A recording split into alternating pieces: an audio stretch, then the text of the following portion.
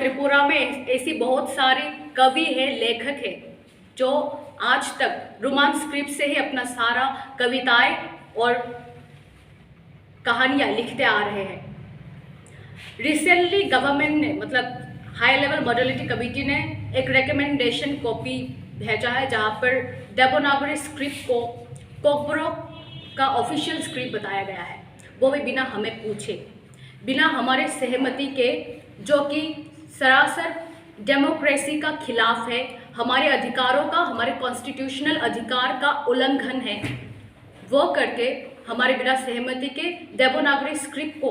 कोकबोरोक का official script बताया गया है।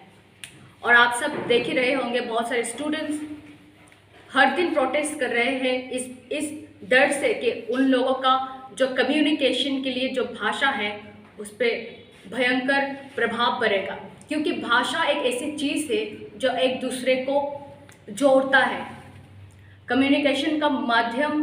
अगर हमसे छीना जाए तो हम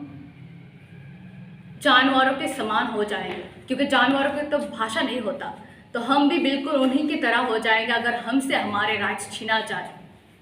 देवनागरी से आज तक अगर देवनागरी स्क्रिप्ट कोकबोरोक के लिए ऑफिशियल स्क्रिप्ट बनाया जाएगा तो ये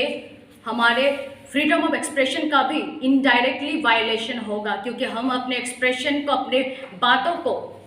खाते पर नहीं लिख पाएंगे, अपने बातों को हम पब्लिश नहीं कर पाएंगे।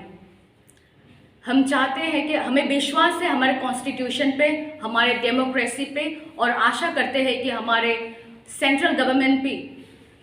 कॉन्स्टिट्यूशन के मुताबिक ही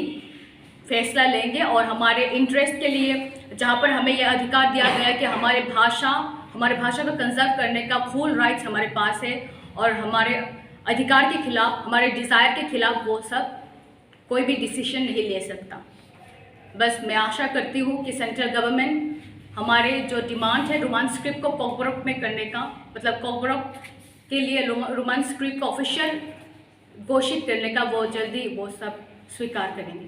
थैंक यू।